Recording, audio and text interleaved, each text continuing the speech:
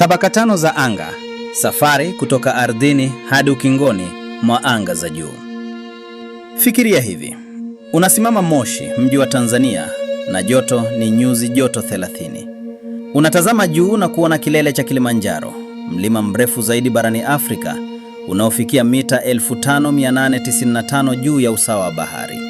Kilele hicho kimefunikwa na theluji na barafu, na joto huko ni chini ya nyuzi joto 0. Sasa jiulize, kama jua linapiga juu zaidi kuliko chini, kwa nini kilele cha mlima ni baridi zaidi kuliko chini yake? Kwa nini si moto zaidi kule kileleni mwa mlima kwa kuwa uko karibu na jua? Jibu la swali hili lipo katika kitu ambacho wengi wetu huenda hatuna ufahamu kuihusu. Ni kitu kisichoonekana, kisichoshikika, lakini ambacho bila hicho hakuna pumzi, hakuna uhai, hakuna ulinzi duniani humu. Kitu hicho ni angahewa, safu ya gesi inayoizunguka dunia yetu kama blanketi lisilo na mshono. Katika video hii tutachunguza angahewa ya dunia kwa undani. Tutagundua inajumuisha nini, imeundwa na tabaka ngapi, kila tabaka linafanya kazi gani, na kwa nini angahewa hii ni muhimu sana kwa uhai wote duniani, na hasa kwa sisi wa Afrika tunaokabiliwa na mabadiliko ya hali ya hewa kwa karibu zaidi kuliko mtu yeyote. Angahewa ni nini? Angahewa ni safu ya gesi mchanganyiko inayoshikiliwa karibu na dunia na nguvu ya uvutano, gravity. Inafanya kazi kama ngao ya ulinzi kati ya uso wa dunia na anga za juu. Angahewa huchuja mionzi hatari ya ultraviolet, UV, kutoka kwa jua. Inapunguza tofauti kubwa za joto kati ya mchana na usiku, na inashikilia joto kupitia kinachojulikana kama athari ya nyumba ya kijani, greenhouse effect. Bila angahewa, joto la dunia mchana lingepanda hadi nyuzi joto 100 na usiku kushuka hadi chini ya hasi 100, kama ilivyo kwenye mwezi wetu ambao hauna angahewa. Angahewa ina uzito wa takriban tani trilioni 5.15, na robo tatu ya uzito huo iko ndani ya kilomita 11 za kwanza kutoka ardhini. Kadri unavyopanda juu, hewa inazidi kupungua na kuwa nyembamba, na hakuna mpaka dhahiri kati ya angahewa na anga za juu. Hata hivyo, wanasayansi hutumia mstari wa Kármán kwenye kilomita 100 kama mpaka rasmi wa ukingo wa anga za juu. Hewa imeundwa na nini? Hewa kavu imeundwa kwa gesi kadhaa, na 4 kuu zinaunda asilimia 99.998 ya hewa yote. Nitrojeni, N2, ndiyo gesi kubwa zaidi, ikiunda asilimia 78 ya angahewa. Nitrojeni hupunguza kasi ya mwako. Fikiria, kama hewa ingekuwa oksijeni peke yake, moto mmoja wa msituni ungeharibu kila kitu ardhini. Viumbe hai vinahitaji nitrojeni kutengeneza protini. Oksijeni, O2, inaunda asilimia 21 na ndiyo gesi tunayoipumua. Bila hiyo, hakuna kupumua, hakuna mwako. Argoni inaunda asilimia 0.93, gesi ya jizi inayotumika kwenye balbu za taa na madirisha maalum. Na kaboni dioksidi, CO2, ingawa ni asilimia 0.04 tu, ina jukumu kubwa sana. Mimea inaitumia kutengeneza oksijeni kupitia usanisi nuru, na yafanya kazi kama blanketi linaloshikilia joto la dunia. Mbali na gesi hizi, angahewa pia ina kiasi kinachobadilika cha mvuke wa maji, kwa wastani asilimia 1 kwenye usawa wa bahari, lakini inaweza kupanda hadi asilimia 4 katika maeneo ya tropiki yenye unyevunyevu mwingi. Mvuke huu ndio unaondoa mawingu, mvua na hali ya hewa tunayoiona kila siku. Tabaka 5 za angahewa. Angahewa imegawanywa katika tabaka 5 kulingana na jinsi joto linavyobadilika kadri unavyopanda juu. Kila tabaka lina sifa na kazi zake maalum. Hebu tuchukue safari. Tuanze chini, miguu yetu ikigusa ardhi, hadi juu kabisa ambapo dunia inakutana na anga za juu. Tabaka la kwanza, troposphere, kilomita 0 hadi 12. Troposphere ni tabaka la chini kabisa, na ndilo tunaloishi ndani yake. Kwa wastani, linaanzia ardhini hadi kilomita 12 juu, ingawa urefu huu unabadilika. Kwenye ikweta ni kilomita 18 hadi 20, na kwenye ncha za dunia ni kilomita 6 hadi 9 tu. Tabaka hili lina mambo mawili muhimu sana. Kwanza, lina asilimia 75 ya hewa yote ya angahewa, na karibu asilimia 99 ya mvuke wote wa maji. Hii maana yake, karibu hali yote ya hewa, mawingu, mvua, theluji, radi, kimbunga, upepo, hutokea katika tabaka hili moja tu. Pili, Joto katika troposphere hupungua kadri unavyopanda juu kwa takriban nyuzi joto 6.5 kwa kila kilomita. Hii ndiyo jibu la swali letu la mwanzo kuhusu Kilimanjaro. Ingawa kilele kiko karibu zaidi na jua, troposphere haipati joto moja kwa moja kutoka jua. Badala yake, uso wa dunia ndio unaonyonya nishati ya jua na kupasha joto hewa iliyo karibu naye. Kadri unavyoondoka mbali na ardhi, joto linapungua. Ndiyo maana theluji inaweza kuwepo kilele cha Kilimanjaro hata ingawa mlima uko kwenye ikweta. Mpaka wa juu wa troposphere unaitwa tropopause, na hapa ndipo ndege za abiria zinaporuka kwenye kilomita 10 hadi 12 ili kuepuka msongo wa hewa ambao husababisha mtikisiko. Tabaka la pili, stratosphere, kilomita 12 hadi 50.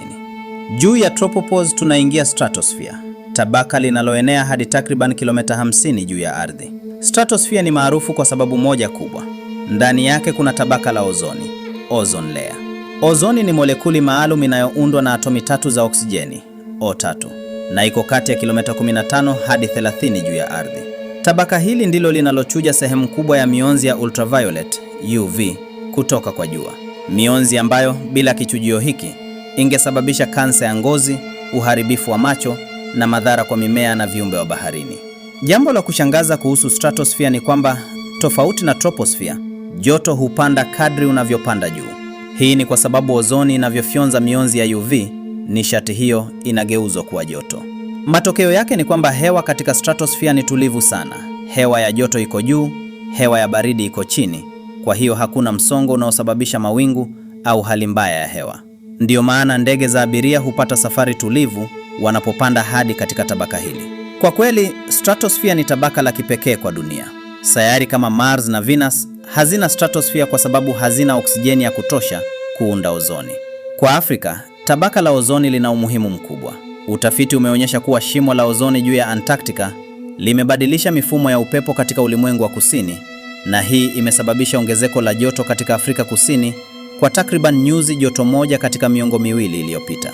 Itifaki ya Montreal ya mwaka 1987 ilisaidia kupunguza kemikali zinazoharibu ozoni, CFC, na wanasayansi wanatarajia shimo la ozoni kufungika kabla ya mwaka 2050. Tabaka la tatu, mesosphere, kilomita 50 hadi 85. Juu ya stratosphere tunaingia mesosphere, tabaka linaloenea kutoka kilomita 50 hadi 85. Hapa joto tena linapungua kadri unavyopanda, na kilele cha mesosphere kinachoitwa mesopause ni mahali baridi zaidi duniani kote na joto la takriban nyuzi joto nyuzi hasi 90 Celsius.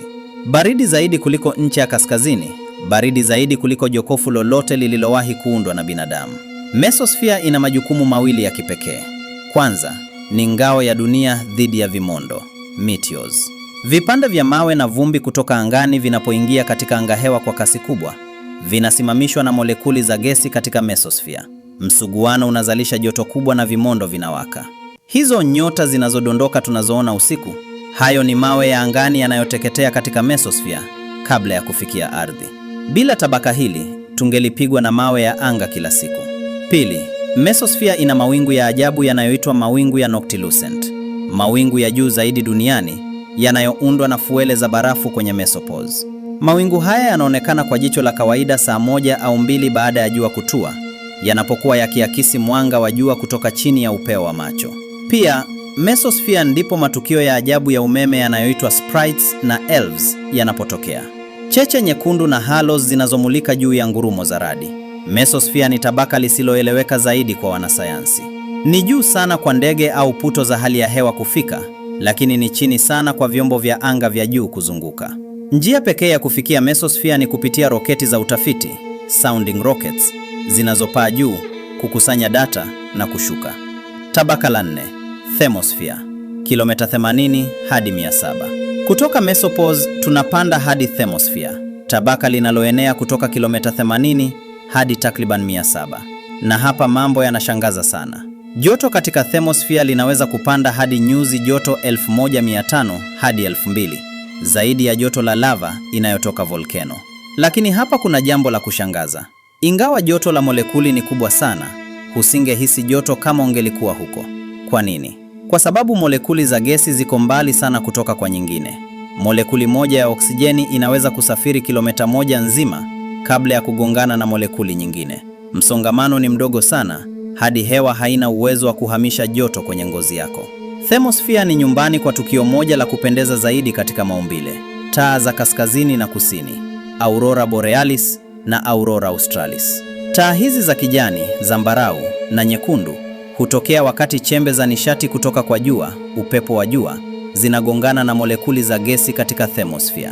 Rangi ya kijani, ambao ni ya kawaida zaidi, inatokana na oksijeni ya atomiki kwenye urefu wa kilomita 120 hadi 400. Pia, thermosphere ndipo kituo cha anga za juu cha kimataifa ISS kinazunguka kwenye urefu wa kilomita 370 hadi 460. Na mstari wa Kármán, mpaka rasmi wa anga za juu, uko kwenye kilomita 100 ndani ya thermosphere.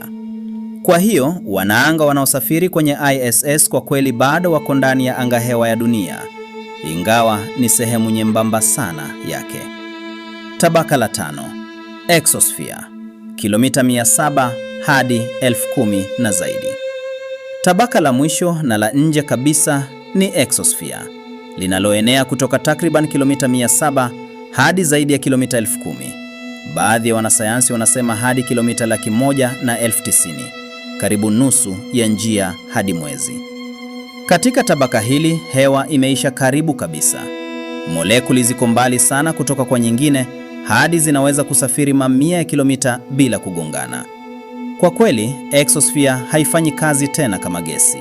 Chembe hizi hufuata njia zao wenyewe na nyingine zinatoroka kwenda angani. Kila sekunde dunia inapoteza takriban kilo 3 za hidrojeni na gramu 50 za heliamu kutoka exosphere kwenda angani. Lakini usiwe na wasiwasi. Kiwango hiki ni kidogo sana ikilinganishwa na uzito mkubwa wa angahewa nzima. Exosphere ni mahali ambapo satellite nyingi za bandia zinazunguka dunia, pamoja na satellite za mawasiliano, GPS, na ufuatiliaji wa hali ya hewa ambazo tunazitegemea kila siku. Angahewa si dhana ya mbali ya kitaaluma. Ni ukweli wa kila siku wa maisha yetu barani Afrika. Mabadiliko ya hali ya hewa yanayosababishwa na ongezeko la gesi za nyumba ya kijani katika angahewa, hasa CO2 kutokana na uchomaji wa mafuta, yanaathiri Afrika zaidi kuliko bara lingine lolote. Ukame unaokithiri katika pembe ya Afrika, mafuriko yasiyoweza kutabiriwa katika Afrika ya Magharibi, na barafu ya Kilimanjaro inayoyeyuka kwa kasi, yote ni matokeo ya mabadiliko katika angahewa yetu.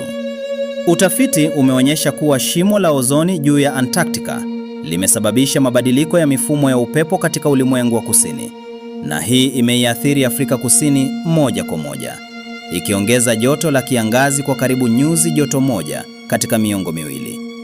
Pia, kupungua kwa ozoni kumeathiri mifumo ya mvua hadi kwenye nchi za tropiki, ikimaanisha kwamba kile kinachotokea katika stratosphere kilomita 30 juu kinatuathiri hapa chini.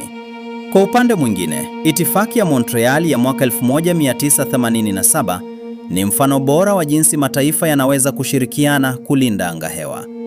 Makubaliano hayo ya kimataifa yalipunguza kemikali za CFC zinazoharibu ozoni, na tangu hapo tabaka la ozoni limeanza kupona. Inatarajiwa kufungika kabisa kabla ya mwaka 2050.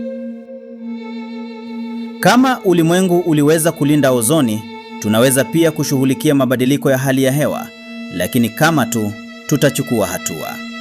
Angahewa ya dunia ni moja ya miujiza mikubwa ya maumbile.